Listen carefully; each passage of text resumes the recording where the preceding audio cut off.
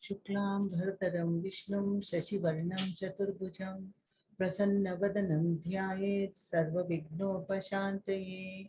सरस्वती नमस्तुभ्यं वरदे कामरूपिणी विद्यारम्भं करिष्यामि सिद्धिर्भवतु मे सदा। गुरुब्रह्मा गुरुर्विष्णु गुरुर्देवो महेश्वरः गुरु साक्षात् परब्रह्म तस्मै श्री गुरवे नमः। अज्ञानतिमिरान्धस्य ज्ञानाञ्जनशलाकया चक्षुरुन्मीलितं येन तस्मै श्रीगुरवे नमः। ध्यानमूलं गुरोर्मूर्तिः पूजामूलं गुरोः पदं मन्त्रमूलं गुरोर्वाक्यं मोक्षमूलं गुरोः कृपः। नमोस्तुते व्यासविशालबुद्धे पुल्लारविन्दायतपत्रनेत्र त्वया भारततैलपूर्णः प्रज्वालितो ज्ञानमयः प्रदीपः। वसुदेवसुतं देवं कंसचाणूरमर्दनं देवकी परमानन्दं कृष्णं वन्दे जगद्गुरुं। My humble prostrations to the lotus feet of my Pujya Gurudev, Pujya Sadguru, Sri Sri Sri Sai Kumar Ji, and my namaskarams to Ashram's Uttaradhikari Sri 𝘰𝘰𝘧 Ji. Sai 𝘠𝘩𝘪𝘴, a very warm welcome to all of you. Today, we are concluding with the Karma Shatkam of the Bhagavad Gita. As we had already discussed, the Bhagavad Gita is divided into 3 sections: Karma Shatkam, Bhakti Shatkam, Jnana Shatkam. Each Shatkam consists of 6 chapters. So today we are entering the 6th chapter, and this is the concluding part of the Karma Shatkam. This 6th chapter is known as Atma Samyama Yoga, the yoga of self-control. It is also known as Dhyana Yoga, yoga of meditation. This chapter has 47 stanzas or slokas. In the life of every individual, the search within oneself goes on unknowingly, and that gradually transforms into meditation. If we know who am I, then we will be able to understand the world, the secret of birth and death, and realize what life's goal should be. Sri Krishna, he did not reveal the knowledge of the Bhagavad Gita to either a sannyasi or a yogi sitting in penance, doing Kumbhaka Yoga. No, but he initiated it to a householder, devotee and disciple, Arjuna. That too, Krishna didn't teach him in an audience, in an assembly of audience, or in a secluded place in a forest, but he taught the knowledge of the Bhagavad Gita in a war field surrounded by warriors. This clearly implies that we ordinary human beings, while executing our daily works,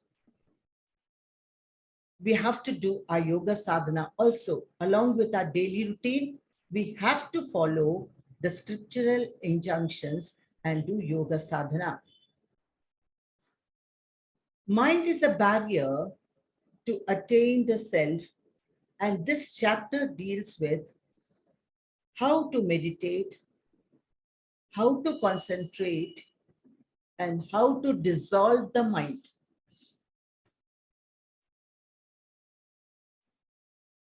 So this chapter entirely deals with mind. That is why it is known as Dhyana Yoga. Once there was a king who made an announcement in his province that a competition will be held for all the shepherds in the province. He said, each shepherd will be given a goat, a healthy goat, and they should take care of that goat for 40 days. They should feed it well. It should be healthy. And on the 40th day, a competition will be held in which all the goats will be served green grass, fresh grass. But that goat which does not eat the grass, which does not touch the grass, the owner of the goat, the master of the goat, will get an award of 100 gold coins. Everybody was tempted. All the shepherds were tempted. And the king distributed one goat to each shepherd. There were about 50 shepherds. Each took one goat. The goats were very healthy. And they were told that they have to feed the goats well. So they went back home with their goats and they started feeding them well. After, on the 40th day, 39 days passed away. On the 40th day, the competition was held and everybody came back to the king with their goats. There was a huge open ground before the palace. Everything was arranged. Heaps of green grass was arranged for the goats. And the goats were left to eat the green grass. Each shepherd was given a number, a token number, and that same token number was hung to the neck of the goat. Meaning to say, number 5 means the shepherd who had number 5 token with him belonged to, that number 5 goat belonged to him. It was like that. So all the goats went running to eat the green grass. The moment they saw, they were so tempted because a goat never keeps quiet. It keeps on eating and eating. All the goats went running to eat the grass. But there was only one goat. The moment it saw the grass, it ran away. It got frightened and ran away. It didn't touch the grass at all. So the owner of that goat, the master of that goat, won the prize of 100 gold coins. The king appreciated that boy and asked him, after awarding him the 100 gold coins, how is it? What training have you given to your goat that it did not touch the grass, not even touch? The moment it saw the grass, it ran away, and your goat looks so healthy. What is the reason behind this? The boy said, Your Majesty, excuse me, you said that the goat that does not touch the green grass will be awarded. So I wanted to take the award. That is why every day I used to feed my goat with milk, grains, and fruits. And I used to keep a bundle of green grass. And whenever the goat went to the green grass, I used to give it a good thrashing. I used to hit it on the mouth as well as its back. Such a thrashing that after a few days, it got scared to go to approach the green grass. It thought, if I touch the green grass, my master will kill me. He's going to beat me very badly. So it stopped eating the green grass, but it survived on milk, grains, and fruits. And it was quite healthy. The king really appreciated the boy's smartness. So this is the story. As long as you keep feeding the goat, it will keep on chewing it. The mind is like the goat. It keeps on eating and eating as long as you keep on feeding it. That's why Pujya Sadhguruji says, don't keep feeding the mind, because it will go on eating and eating like the goat. You go on eating, the goat will go on eating the grass, the mind will go on eating unnecessary thoughts. So give a good thrashing to keep away from negativity. You must give a good thrashing to the mind to keep it away from negativity. Devaki and Vasudeva were imprisoned by Kansa. But their mind, though their bodies, physical bodies were in prison, their minds, the subtle mind was ever fixed on the Supreme Lord. The Supreme Lord took birth as their own son. The moment he appeared, the Lord instructed, Vasudeva, take me to Gokul. Without uttering a word, Vasudeva agreed to do it. Automatically, everything was ready, the basket and the cloth. Vasudeva did not think, how should I take, where should I take, what is the procedure? Nothing. He just said, yes, my Lord. And everything was ready by the grace of God, the basket and the cloth. For one who is bestowed with divine grace, no difficulty will befall. The moment Vasudeva carried Krishna on his head in a basket, the prison doors automatically got unlocked. This implies that one who aspires for God's grace to protect his life, he has to carry the Lord on his head, that is in his mind, but not the worldly affairs. Don't carry worldly affairs in your head. Rather, carry God in your head. That is the inner meaning. The mind has tremendous power. When the mind is focused on the divine, there will be nothing else in the mind except filled with divinity. Actually, what is the mind? What is the mind? In return, I ask you, what is the river? What is the river? Water, full of water. Okay, if that is the case, I take a bucket of water and can I compare it to the mind? Yes, mind is water. How much the water contains, how much the bucket contains water? Depending upon the size of the bucket. Say, if it is a small bucket, this much water. If it is a little bigger, this much water.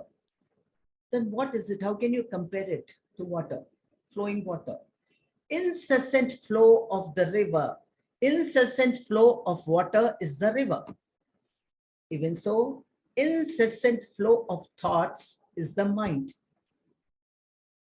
Flow of thoughts is the mind. Mind is nothing. It doesn't have a shape.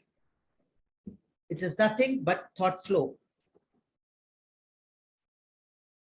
Ratnakar was a dacoit, but he changed his thoughts. He transformed his thoughts and he became sage Valmiki. The body was the same physical body, but mind changed. That means there was a transformation in his thoughts. As long as the mind exists, there is sorrow. Once it goes away, you experience ananda, you experience bliss. It is said, God plus mind is equal to man. Man minus God, man minus mind is equal to God. In today's life, man is in comparison for every tiny thing, and thereby he creates his own tension and he creates his own mental depression. This is the root cause of all sickness. To overcome all these and stay healthy, yoga is the only way. By doing yoga and meditation, it controls the wavering mind and you can get rid of restlessness as well as ill health. Once sickness is gone, the mind stays healthy. A healthy mind becomes serene, and in all such serenity, the Lord reflects in it. Arjuna says, Chanchalam hi mana Krishna pramati 𝘰𝘊𝘢 𝘎𝘪𝘵 tasyaham nigraham manye 𝘤𝘰𝘩𝘢 𝑠udushkaram. O Keshav, Chanchalam hi mana Krishna. The mind is restless, turbulent, strong, and obstinate. It is very difficult to control the wind. Much more difficult it is to control this mind. How should I control it? He's asking Krishna. Then Sri Bhagavan Uvacha, Krishna says, Asamshayam mahabaho manodurnigraham chalam abhyasena tu kaunteya vairagyena cha gruhyate. No doubt, asamshayam, no doubt about it. It is very difficult to control the mind. But because the mind is restless and difficult to restrain, but by practice and dispassion, practice, abhyasa, dispassion, vairagya, it can be controlled. The Lord accepts the task of restraining the mind, that it is very difficult because of its restless nature. But there is no need to despair. It can be controlled by practice and dispassion. Abhyasa or practice is the keynote of the Lord's message for all spiritual aspirants. How does a baby learn to walk? It is by practice. The architect, the painter, the poet, whoever it is, the musician, the sportsman, the athlete, men of all professions acquire perfection by practice. How did 𝘴𝘦𝘴𝘴 become such a renowned artist? Internationally, he was renowned, 𝘴𝘦𝘴𝘴. How was that possible? Practice makes a man perfect. It was only with abhyasa he could do that, he could reach that stage. Ask Neeraj Chopra how he acquired the gold medal in the Olympics. He will say, practice, not 1 or 2 days practice, years and years of practice. You ask P.V. Sindhu how she won the silver medal in the Olympics or the bronze medal, she will also say practice, practice, practice. Where there is no practice, proper practice, there is no proper achievement. All worldly gains have been acquired by hard work and constant application. Men of ordinary talents, these are all ordinary talents. So they have risen in life. Now, even if you go to open the reality show in the TV, India's Got Talent, you see so much of talent, so much of skill. And when the judges ask, how come you're doing so well, you have attained such perfection? The answer is practice. It is only abhyasa. So it is by abhyasa that you are skilled, you become a professional. For worldly matters, arts and culture, if you need so much of practice, how much more practice would you need? How much more abhyasa would you need if you want to develop in the spiritual sadhana? If you want to reach the state of the highest bliss, Brahmananda, you need so much practice. For some, it takes some janmas also, some births also. He who wants to learn swimming has to practice repeatedly. It is not that he will do 2 rounds of swimming and then go to the boisterous sea and attempt to swim in that. No, even in the swimming pool, he has to be in the beginning stage only. He can't go and dive deep into the swimming pool because he needs a lot of practice. Similarly, one has to train oneself much to swim in the sea of Satchit Ananda. You may meet with some failures or obstacles in the beginning. No problem. Don't bother about it. You keep on practicing and practicing. Sporting in it becomes possible only through persistent practice. Then comes Vairagya. What is Vairagya or dispassion? Vairagya or dispassion aids spiritual sadhana, and Abhyasa or practice aids to strengthen that dispassion. Vairagya is that where you develop a dispassion to the material world, to the objective world, to people around you, to everything around you. You are detached. You remain detached from the objective world. The mind will not absorb anything. There will be not like the hand tissue that absorbs water or the blotting paper that absorbs ink. They live like the drop of water on the lotus leaf. If habits are bad, man ruins his life. If habits are good, he makes his life. He becomes a better person. Therefore, it is essential to develop good habits. If a man is habituated to visiting a wine bar at a particular time in the day, at that exact hour, the body and mind run after the bottle and nothing can stop him. Supposing he has the habit of going to the wine shop at 7 p.m. in the night. Exactly at that time, by 10 to 7, his mind will say, I should change my clothes. He will look for his footwear, get ready to go to the wine shop to get his bottle of liquor and start drinking. Even so, if man practices meditation at a particular time for a particular period, the body and mind run for it, nothing can stop him. Like if you practice, supposing you start meditating at a certain time, early in the morning at 4, or if you can't get up at 4, at least at 6, you will get so habituated that when the bell is ringing 6 in the morning, automatically your mind will say, yes, I should get up and sit in meditation. It is time for me.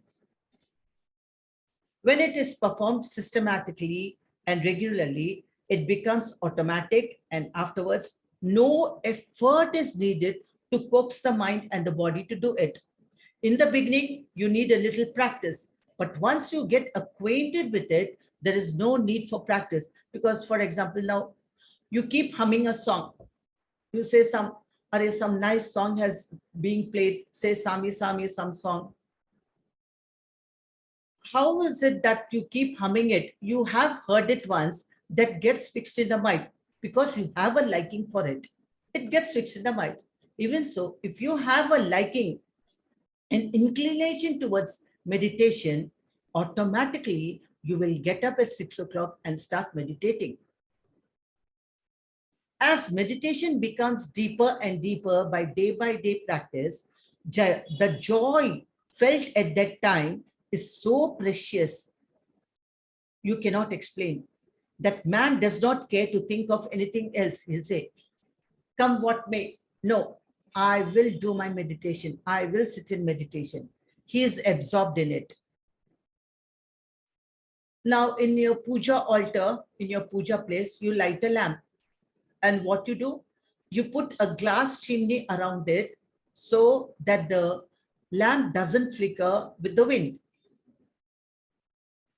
Against the wind, you take shelter. You shelter the lamp against the wind. When the mind of the yogi is completely sheltered against the wind of desire, see, the yogi's mind should be shielded against the wind of desire. Then the self in him, the Atma in him, shines in its original splendor. He is to identify himself with that unbroken consciousness. If you follow the dictates of the mind, tortures of hell is inevitable.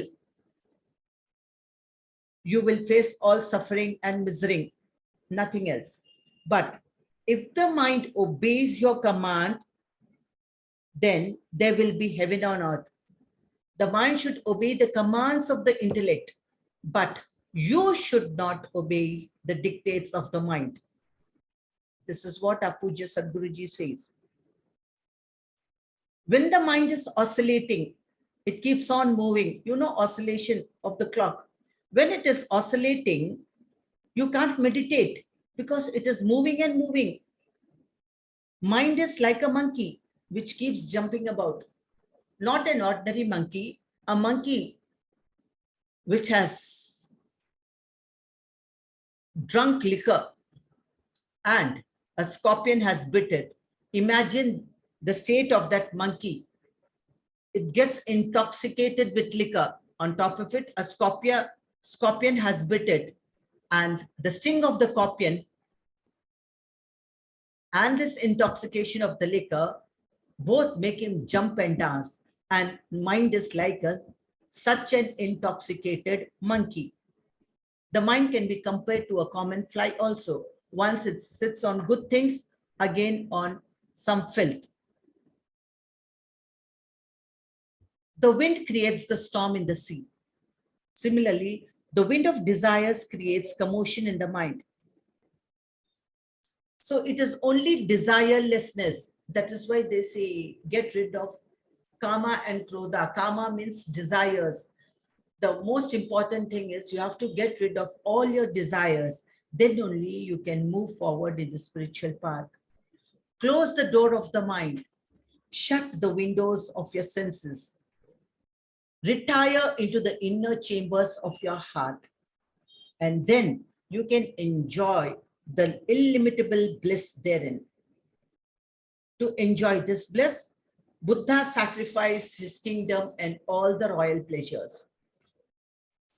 Now you have a bag of mustard seeds. There is a small hole for that bag. What happens?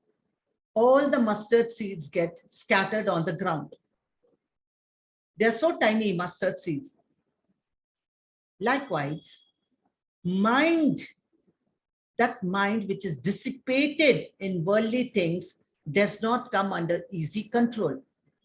It is difficult to gather all those mustard seeds. Even so, when the mind is dissipated with worldly thoughts, it is very, very difficult to gather the mind and get it to a focal point. Sri Krishna says, after talking about abhyasa and vairagya, 𝘢𝘗𝘪𝑉�Հारasya 𝘢𝘃𝑐𝑒ष्टस्य karmasu 𝘢𝘃_स्वप्नावबोधस्य yogo bhavati dukkha. Those who are moderate in food and recreation, moderate in exertion in all actions, moderate in sleep and wakefulness, yoga destroys all pain and suffering caused by birth and death, says Sri Krishna. So be moderate, avoid excess in all things is the declaration of Sri Krishna. We say, no, there is a proverb in English, too much is too bad. So you have to be moderate in all, even sleep, moderate sleep, wakefulness, moderate wakefulness, everything moderate. Food should be sattvic food, pure food, moderate, and earned by rightful money, by rightful means. And that food should be offered to God before you partake it. If you do this, follow this principle, that food purifies the mind and aids in meditation. Food plays a vital role for controlling the mind. The food should be very pure and sattvic, which we will discuss in the chapters, coming chapters. Divide the stomach into 4 parts. Fill 2 parts with food, quarter part with water, and the remaining quarter part, leave it like that for the air to circulate. Follow the stomach's instructions, but not the tongue to take in food. When your stomach is full, Your stomach will say, enough, enough. But the tongue will never say enough. Put in, it will say, come on, I want to hug, I want to hug. One fine day, this body has to mingle in the earth. Are we thinking of a heart which is the dwelling place of the Lord? We are dirtying the heart with the 6 enemies of lust, anger, greed, hatred, jealousy. The mind covered with dirt can be cleaned by the soap of the divine name. You have so many soaps and liquid soaps, soap bars and liquid soaps to clean your body. But the divine name is the only soap to clean the mind. Gautama Buddha was always immersed in meditation. At a certain point of time, his meditation was disturbed. He was distracted. He lacked physical strength. And as days passed by, his body was deteriorating. One day, in order to quench his thirst, he went to the nearby lake. What he witnessed there was something amazing. His eyes caught the attention of a small sparrow. He was astonished to see what the sparrow was doing. The sparrow rolled itself in the sand and then flew to the lake and fluttered its wings into the lake to let go of the sand particles. Buddha watched this scene for some time. Several times the sparrow was rolling in the sand and again going to the lake, fluttered its wings so that the sand should fall down. It was going on doing like this continuously. Buddha was amused to see this. Such a small bird, what is it up to? He went and asked the bird, what is it? What are you up to? What are you doing? The bird said, my nest was on that branch of the tree. On it were nestling my little ones. And this lake has mercilessly swallowed my little ones, my children. So I intend to dry up this lake. Gautama Buddha laughed and said, how could you empty this entire sand? You don't have a vessel with you. Till when are you going to exert your body? You have such a tiny body, and how long will it take to empty this sand? You can't do this. You cannot accomplish in your task, were the words of Buddha.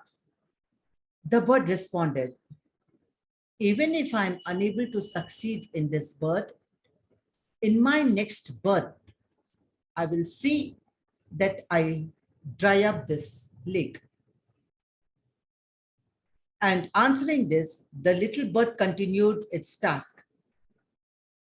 Buddha was rather astonished to see the firm conviction of the tiny bird. This was an eye-opener for Buddha. He was inspired by the bird's words and thought, if such a tiny creature can toil hard the entire day and work so laboriously, how can I, a human being, feel exhausted and weak? Without sipping any water, he went back. He returned and continued his penance and at last attained enlightenment. It is only through meditation there can be cessation of thoughts. If the mind is dirty, we had already discussed this point. If the mind is dirty, jnana does not arise in such a mind. By controlling the senses and doing self-inquiry, one can purify the mind. Sri Krishna says again, 𝘠𝘩𝘪𝘴 pratisthapya sthiramasana atmanaha. In a clean spot, a firm seat should be made, neither too high nor too low, and it should be covered. with a deer skin or kusa grass, or if not, just a cloth. Here the Lord gives minute details of the place and seat where meditation should be practiced. 𝘙𝘩𝘪𝘴, he says, the place selected should be a clean spot. It should be very clean and tidy. Keep the house clean, and that shall become a fit place for meditation. Because God dwells in a pure and clean house, and the devils dwell in an untidy and unclean house. That is what our Sadhguruji says. And in an unclean place, unclean thoughts arise, impure thoughts arise. When the house is kept clean, the place is tidy, in the place of meditation, the mind functions in an orderly manner. Sit in a comfortable posture, either in Sukhasana, Padmasana, any asana which is comfortable. But in these days, 75% of the people are suffering with joint pains and leg pains. So I think they need a chair. No problem. Even if it is a chair, make yourself comfortable. See that you don't keep on moving. Control the functions of the senses and the mind, and concentrate either on your breath or in between the eyebrows or on the tip of the nose. Control the functions of the senses in the sense you are sitting in meditation with closed eyes. Beside your puja room is the kitchen. The whistle blows, the pressure cooker whistle. One whistle. You're meditating, but at the same time, your ears go to that whistle. Your ears catch the sound of the whistle. Oh, the whistle is going on. 1, 2. You'll be waiting when the servant maid will come and switch off the gas. 2. Arey bapre, 3 whistles. Still she's not switching off the gas. Like this, the mind goes outward in the outer objective world. So try to restrain your senses. Or you're cooking rice. The rice is getting burnt and you get the smell. You're sitting in meditation and you say, Om Namah Shivaya, Om Namah Shivaya, my rice is getting burnt. Om Namah Shivaya, rice is getting burnt. That agony is there. So try to restrain the sense organs from the outer objective world.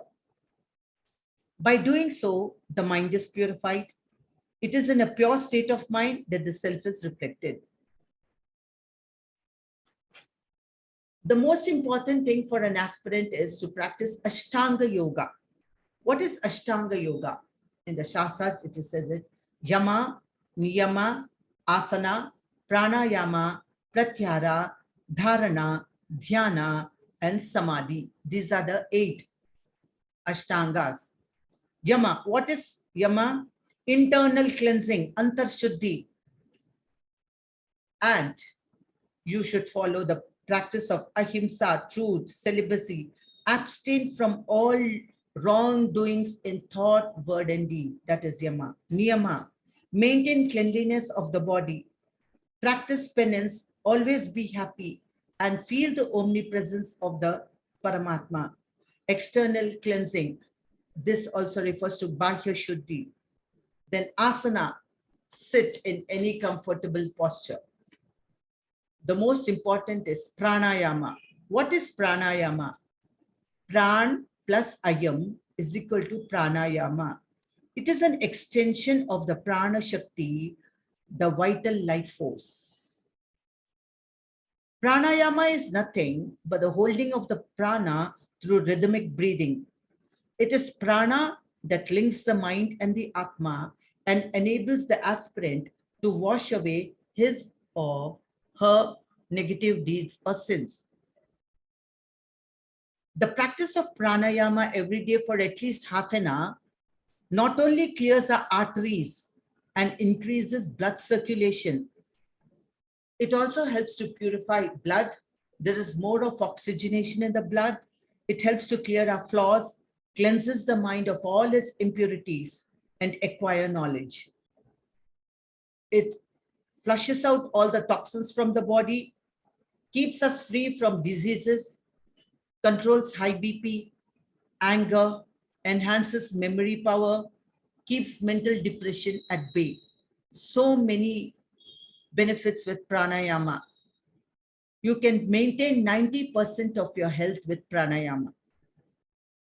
Just as the storage battery stores electricity, even so by regular sadhana of pranayama, we can store abundance of prana shakti and can radiate energy and vitality all around us. It is overbreath that shortens the span of our life. Man breathes 15 to 16 times in one single minute, 15 to 16 times. If the number of breaths increases, it cuts the lifespan. The more you reduce your number of breaths, the much better it is. See, a dog breathes 50 times a minute and lives for 14 years. A horse breathes 35 times a minute and lives up to 30 years. Elephant breathes 20 times a minute and lives for 100 years. Tortoise breathes 4 times a minute and lives for 400 years. Whereas a snake breathes twice a minute, only 2 times a minute, and survives for 1,000 years. And whereas man is breathing 15 to 16 times a minute, that is, in 60 minutes, in 1 hour, he is breathing 900 times. In 24 hours, he is breathing 21,600 times. Pranayama is a powerful tool to pave the way for spiritual perfection. It also increases our lifespan and keeps us healthy. Next is pratyahara, to restrain the sense organs from the objective world. How do you restrain the sense organs? They're very powerful.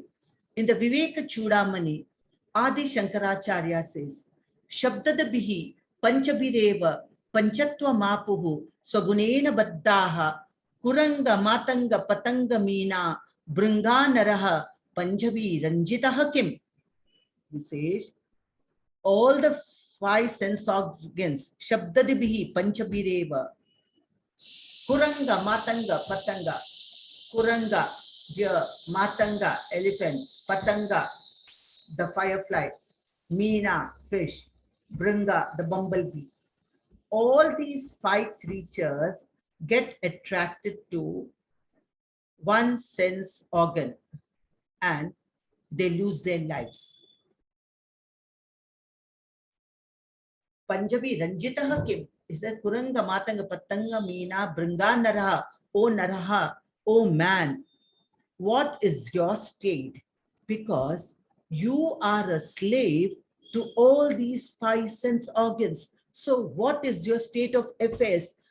That is what Sri Adi Shankaracharya is asking all of us. Kuranga, how does the deer lose its life? The deer is very fond of music. So what does the hunter do? He plays the flute and goes in. First, he tracks where the deer is, the location of the deer. He hides behind the bushes and plays the flute. The deer is so attracted by the music that it comes in that direction from where the flute is being played. It opens up its ears and gets engrossed in it, like how we get engrossed with the earphones. It gets engrossed so much, from behind the bushes, the hunter comes, puts a net over it and makes it a trap.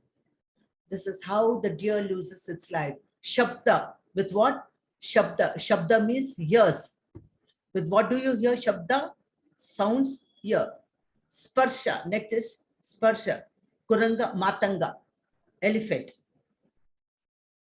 During the mating season, in order to catch hold of the elephant, they tie the female elephant in the forest and dig a big pit, very, very big pit, and they cover it up with all hay and grass. Now this female elephant, which is tied up to a tree, trumpets loudly, calling for the male elephant to come and release it. The male elephant hears its sound and comes running. The moment it sees this female elephant, it forgets what is in front of it. What is in front of it? It just sparsha, touches the female elephant like it is, I would say, love is blind, lust is worse than dust. It forgets everything with that desire of karma and just goes forward, rubbing its body against the female elephant. And what happens? It falls into the big pit that has been dug for it to trap. And that is how it is trapped. And all the hunters hiding on trees come with big, big spears and pierce into it and make it a trap. Only with sparsha, skin, the touch, the elephant loses its life. 𝘠𝘩𝘪𝘴. Kuranga, matanga, patanga. Patanga is a fly moth, you can say, which gets attracted to the fire or lamp burning. Firefly. When it sees a candle or a lamp burning, the firefly thinks, so beautiful it is, what a sweet fruit it is, let me go and kiss it, it's looking so attractive. See, with the eyes it's getting carried away, let me go and kiss it. It comes, touches the lamp, gets burnt to ashes. This is how it loses its life. 3 sense organs over. Shabda, Sparsha, Rupa. Rasa. Next is the tickling palate. Kuranga, Matanga, Patanga, Meena. Meena means fish. How does a fish lose its life? Only with the tickling palate. You know, what does the fishing boy do? To the fishing hook, you have a fishing rod and you place a hook to it. He puts a nice earthworm to it and puts it in the water and just waits. The fish swimming in the water comes and sees, wow, what delicious food. So many days have passed by. I didn't get such delicious food, like how we think. So many days have passed by. I have not eaten pizza. I have not tasted spring rolls, no burger, no biryani, like how we think. So even the fish thinks it is a sumptuous meal for it, without giving a second thought, without seeing the surroundings. It just goes and catches hold of that earthworm and the hook gets trapped into its mouth. This is how the fish gets trapped, only with the tickling palate. Kuranga, Matanga, Patanga, Meena. Last is Bringa, the bumblebee. How? What is left? Shabda, Sparsha, Rupa, Rasa, Gandha. Gandha means smell. This bumblebee is carried away by the fragrance of the flowers. It's so carried away, it goes and perches on it and keeps sucking that honey. It enjoys the fragrance. It doesn't think of what is happening in the surroundings, whether it is day or night. As there is dusk, as there is twilight, the bloomed flower closes itself, and this bumblebee is made a trap. It is trapped in the flower. It cannot come out. This is how it loses its life. And by morning, the flower falls down and some animal stamps over it, and that is how it gets killed. So in this way, each creature is losing its life on account of each sense organ. But Adi Shankaracharya is saying, man, you are a slave to all the 5 sense organs of Shabda, Sparsha, Rupa, Rasa, Gandha. So what is your state of affairs?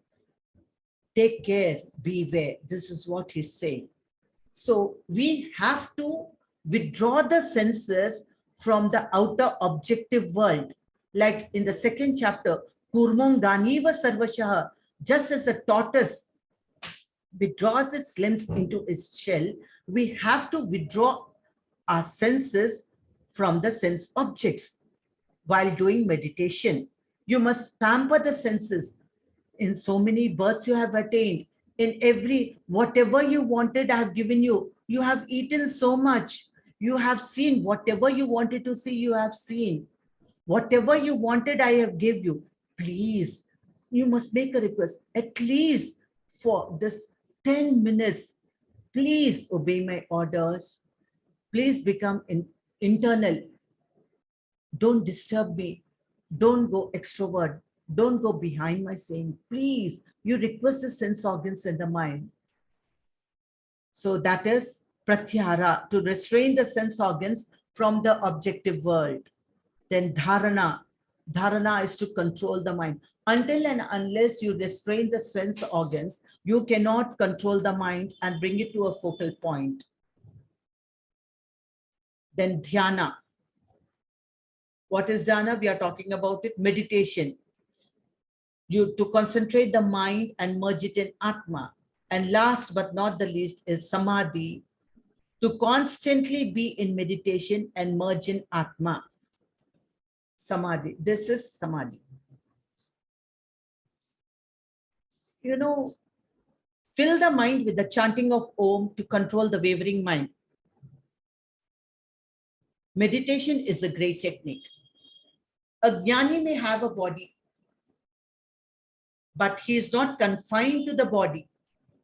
He is above the body consciousness and mundane existence. Like you must have heard about 𝘚𝘩𝘪𝘴𝘓 Swami, who was sitting on the banks of the river Kaveri and was immersed in samadhi. There was nobody. There was no body consciousness in him. He was cut off from the outer world. Suddenly there was a heavy downpour of rain, torrential rain. People advised him to move from there, but their words did not reach the yogi.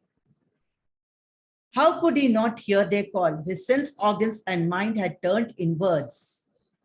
Therefore, he could not perceive the outside world. Finally, he was washed away into the river. All the people who saw there felt very sorry. They thought he was dead. 3 months passed by. A farmer was loading his cart with sand beside the river. Suddenly, his spade was smeared with bloodstains. There were bloodstains on the spade. When he carefully unearthed the sand with his hands, then he kept the spade aside and started digging the sand with his own hands. He knew that somebody or something is there because there were bloodstains. So with his hands, he started digging. It took a long time for him. And what did he see? He saw 𝘚𝘩𝘪𝘴𝘓 Swami in the same meditating pose as he was seen 3 months before. 3 months earlier, in whichever posture he was sitting in Padmasana. In the same Padmasana, he was sitting after 3 months passed by. It was then that the people understood him to be an incarnation of Lord Shiva and prayed to him. They have a temple also in Karnataka on 𝘚𝘩𝘪𝘴𝘓 Swami's name. Meditation should not be done forcefully. Never force yourself for meditation. To know the self, first you have to ponder on your own self. He who knows not himself is an ignoramus. Ninnu neevu telsukokunda enni telsukunna neevu teliyani vaadave. Ninnu neevu telsukunna naadu emi teliyakapoyina neevu anni telisina vaadave suma. These are the words of Pujya Sadguruji. He who knows not himself is an ignoramus. He who knows not anything but knows himself is a wise man, is a jnani. There are so many benefits of meditation. For self-realization, there is no greater sadhana than meditation. By practicing meditation, the speed of breath is brought under control. Lifespan increases, immunity develops, can get rid of physical as well as mental weaknesses. If meditation becomes intense, if your meditation is strong and intense, the Kundalini Shakti rises from the Mooladhara chakra to the Ajna Chakra. When this is happening, the aspirant is blessed with illumination and bliss. For a true seeker, his behavior is of utmost importance. He should have equal vision, free from hatred, cruelty, jealousy, carry out his actions with nishkama bhava. Purvabhyasena tenaiva hreyate 𝘴𝘩𝘢𝘨, says Sri Krishna in the ending. Supposing a person leaves his mortal coil in between his sadhana, he has done some sadhana, then he leaves his body. So that person in his next birth, from wherever he has left, he will continue that sadhana. He will be born in a pious family and continue his sadhana. Now, an accountant in an office knows well. He has his daily cash book, writing the accounts, with daily opening balance, cash on hand. At the end of the day, he adds up all the expenditure, the total of the expenditure, and from the total income, he minuses that expenditure. And whatever is remaining is the cash on hand. And that cash on hand is brought forward for the next day. You write B/F, brought forward. Even so, cash on hand. The cash on hand, the sadhana on hand in this birth is brought forward in the next birth. So whatever we do in this birth, whatever sadhana we do in this birth is carried to the next birth. Supposing you do 50% sadhana, you have succeeded 50 and we leave this mortal coil. Sri Krishna says that such a person will be born in a pious family without any negative environment. Supposing you have completed 80 to 90% of sadhana and you leave this body. In his next birth, such a person will be drawn to Satpurushas in their very young age, or they join ashramas at a very young age. God the Absolute should be worshipped with faith. The Gita emphasizes faith in many places. Whatever we do, even if left incomplete in this birth, will continue in the next birth. So there is nothing to worry about. Therefore, let us all merge our mind in him. With faith, we should turn the mind inwards and become united with the Absolute. So today, we are ending the first Shatkam, Karma Shatkam of the Bhagavad Gita. In Karma Shatkam also, the Lord speaks about Bhakti because they are all correlated. So make this body a chariot. The body is the chariot. Soul is the rider. Intellect is the charioteer. Organs are the horses. Mind is the rein. So take care of the mind. This is the fastest of all things. In a minute, to catch a flight to US, you have to sit in the plane for at least, I think, 16 to 18 hours. But for the mind to travel, it just takes a few seconds. You can go to America and come back within seconds. It is the fastest of all things. Mind masters the world. Mana eva manushyanam 𝘴𝘩𝘢𝘯. It is the mind that releases you from all bondage. And it is the mind that puts you in bondage. So take care in which direction your mind is traveling. To take care of the mind, take care of your sense organs. So now we'll repeat the slokas. Today we learn the 6th chapter sloka. First learn the dhyana sloka and then go to the 6th chapter sloka.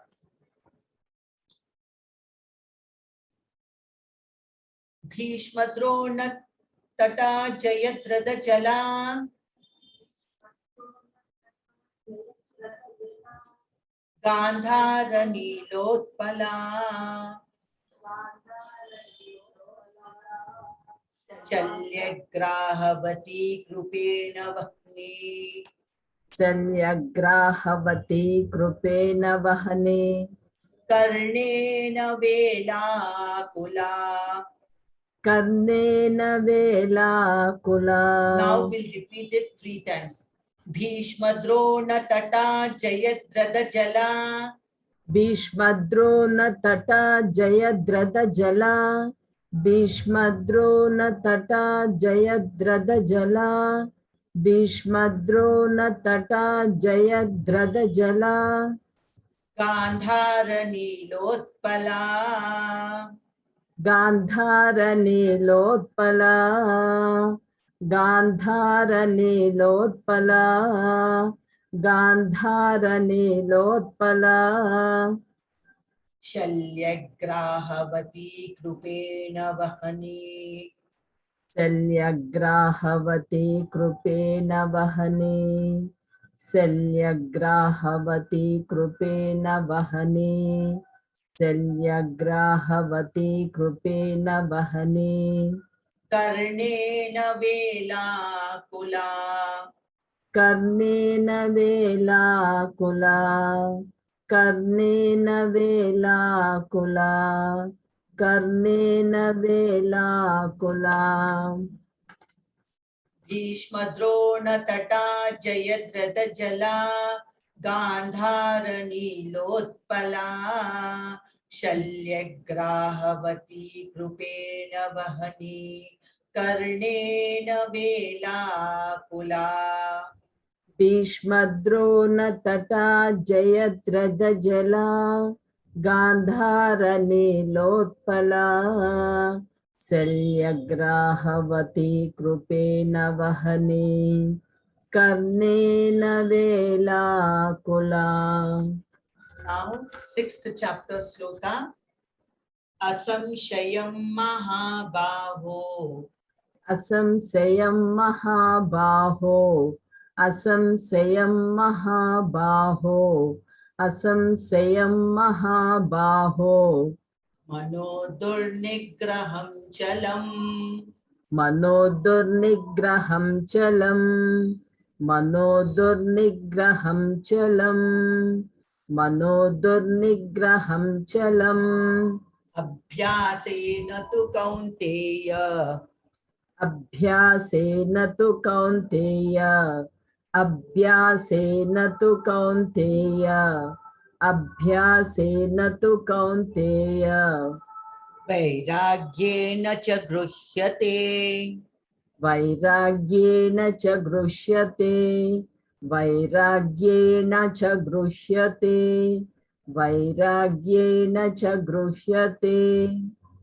असंशयं महाबाहो मनो दुर्निग्रहं चलम् असंशयं महाबाहो मनो दुर्निग्रहं चलम् अभ्यासेन तु कौन्तेय वैराग्येन च गृह्यते अभ्यासेन तु कौन्तेय वैराग्येण च गृह्यते असंशयं महाबाहो मनो दुर्निग्रहं चलम् अभ्यासेन तु कौन्तेय वैराग्येन च गृह्यते असंशयं महाबाहो मनो दुर्निग्रहं चलम् अभ्यासेन तु कौन्तेय वैराग्येण च गृह्यते.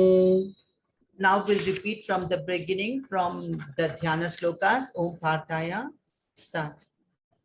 Om Parthaya Pratibodhitam Bhagavata Narayanena Swayam Vyasena Ghaditam Purana Muninam Madhye Mahabharatam Advaitamrutavarshiniim Bhagavatim Ashtadasadhyayiniim Ambatvam Anusandadhami Bhagavad Gita Bhavadveshinim नमोऽस्तु ते व्यासविशालबुद्धे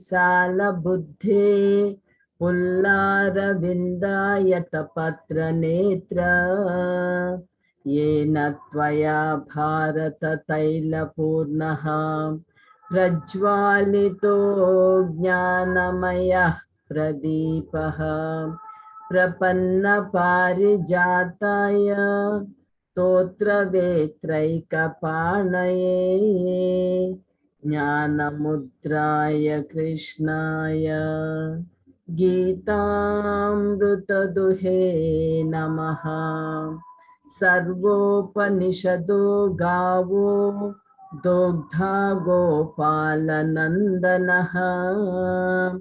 पार्थो वस्सः सुधीर्भोक्ता दुग्धं गीतामृतं महते वसुदेवसुतं देवं कंसचाणूरमर्दनं देवकी परमानन्दं कृष्णं वन्दे जगद्गुरुम् भीष्मद्रोणतटा जयद्रथजला गान्धारनीलोत्पला शल्यग्राहवती कृपेण वहने कर्णेन वेलाकुला। ॐ श्री परमात्मने नमः।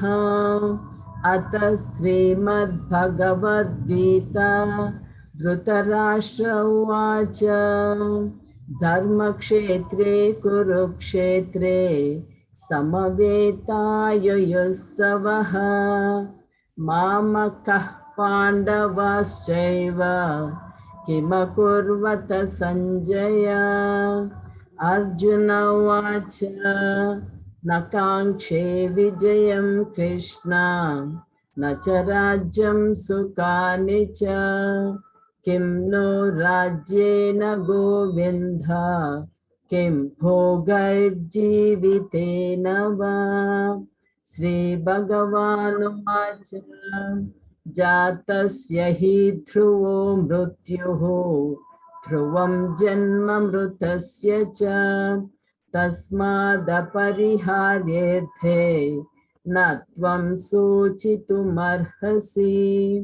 नियतं कुरु कर्म त्वं कर्म ज्यायोष्य कर्मणः शरीरयात्रापि च ते न प्रसिद्ध्येद कर्मणः परित्राणाय साधूनां विनाशाय च दुष्कृतां धर्म संस्थापनार्थाय संभवामि युगे युगे।